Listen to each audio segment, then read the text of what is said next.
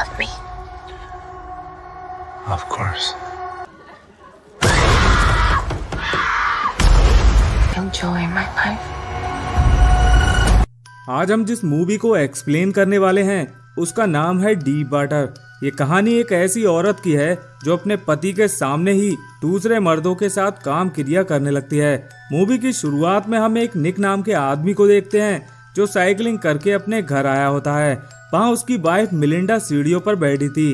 तभी निक उससे पूछता है कि क्या हुआ। इस पर मिलिंडा कहती है कि कुछ नहीं, और वो ये कहकर अपने रूम में चली जाती है और निक अपने रूम में।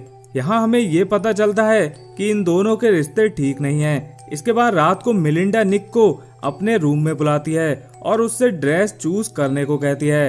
फिर ये दोनों तैयार होकर एक पार्टी में चले जाते हैं। वहाँ मिलिंडा का एक फ्रेंड जॉस आया था, तो मिलिंडा उसके साथ गार्डन में ही काम क्रिया करने लगती है। ये सब कुछ निक वहाँ खड़ा होकर देख रहा था। यहाँ तक कि मिलिंडा को भी ये पता था कि निक उसे देख रहा है, पर फिर भी वो नहीं रुकती। काम क्रिया खत्म करने के बाद जॉस निक से मिलने आता है। इस पर निक जॉस को बताता है कि तुमसे पहले मिलिंडा का एक और बॉयफ्रेंड था जिसे उसने बड़ी बेरहमी से मार दिया।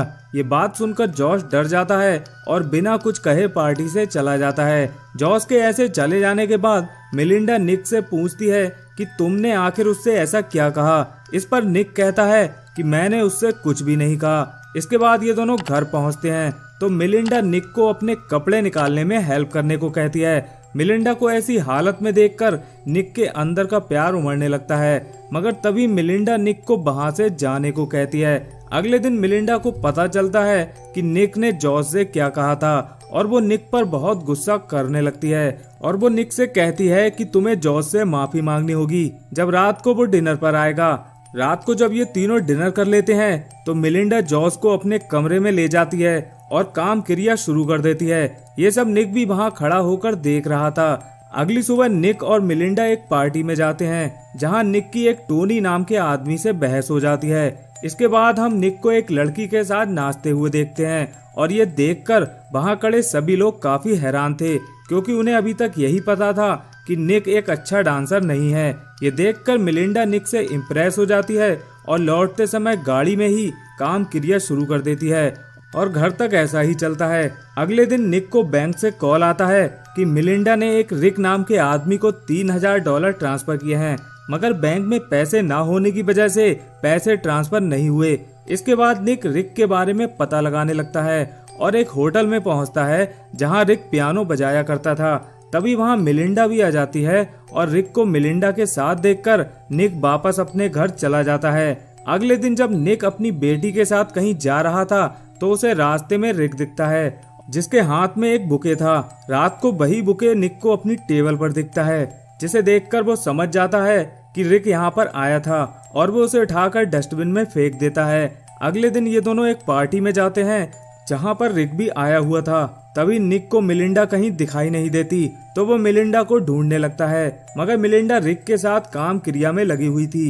ये देखकर निक गुस्से में आकर स्विमिंग पूल के पास जाकर बैठ जाता है। तभी बाकी लोग भी स्विमिंग पूल में आकर नहाने लगते हैं।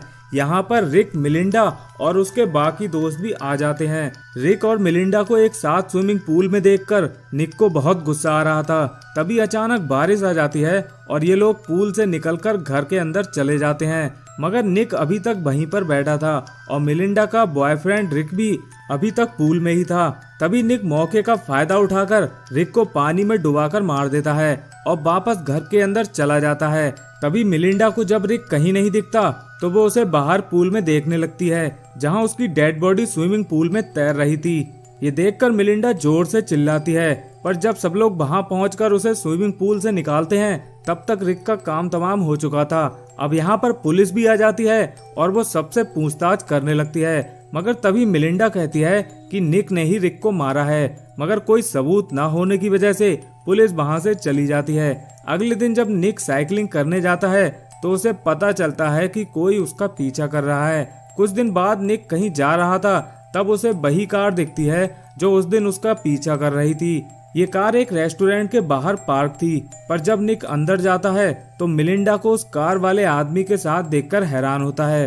बातों बातों में निक उस आदमी से उसके बारे में पूछने लगता है और वो समझ जाता है कि ये कोई जासूस है जिसे टोनी ने उसके पीछे लगाया है। अगले दिन निक टोनी के घर जाता है और उसकी वाइफ से कहता है कि तुम्हारे पति ने मेरे पीछे एक जासूस लगा रखा है, और इतना कहकर वो वहाँ से चला जाता है। इस पर वो औरत अपने पति पर बहुत चिल्लाती है। इसके बाद हम मिलिंडा को एक नए लड़के के साथ देखते हैं जिसका नाम नेल्सन है। रात को मिलिंडा नेल्सन को अपने घर डिनर के लिए बुलाती है और निक से भी मिलवाती है।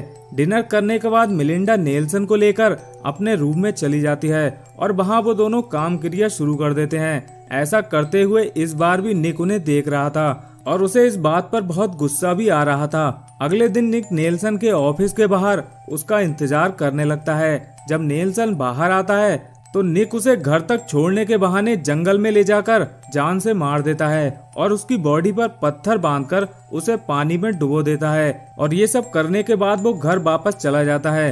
अगले दिन मिलिंडा निक से पिकनिक पर जाने को कहती है तो निक उसकी बात मानकर उसे घुमाने उसी जगह ले जाता है जहां उसने नेल्सन को मारा था। घर वापस जाते समय निक को नेल्सन का एक हाथ पानी के ऊपर दिखाई देता है, मगर उस समय वो कुछ भी नहीं कर सकता था। अगले दिन वो वापस आकर नेल्सन की बॉडी को ठिकाने लगाने लगता है, मगर तभी वहां टोनी आ जाता है और वो ये सब करते हुए निक को देख लेता है। अब इसके बाद टोनी वहां से अपनी जान बचाकर भागने लगता है तो निक भी उसका पीछा करता है, मगर टोनी की कार की स्पीड बहुत ज्यादा थी, इसलिए उसका बैलेंस बिगड़ जाता है, जिसकी वजह से उसकी कार खाई में गिर जाती है और मौके पर ही टोनी की मौत हो जाती है।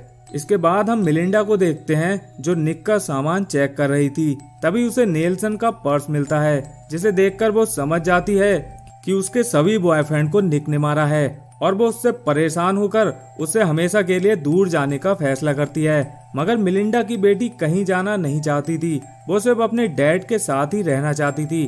तभी हम निक को देखते हैं जो साइकिलिंग करके घर वापस आया होता है और मिलिंडा मूवी की स्टार्टिंग की तरह ही सीढ़ियों पर बैठी थी। इसके बाद ये मूवी यहीं पर खत्म हो जाती है। तो दोस्तों, अगर आपको ये एक्सप्लेनेशन पसंद आया हो तो वीडियो को एक लाइक जरूर कर दें। साथ ही चैनल को सब्सक्राइब करने के बाद बेल आइकन दबाना ना भूलें ताकि आपको नोटिफिकेशन मिलती रहे। हम मिलते हैं आपसे एक और मूवी के साथ। धन्यवाद।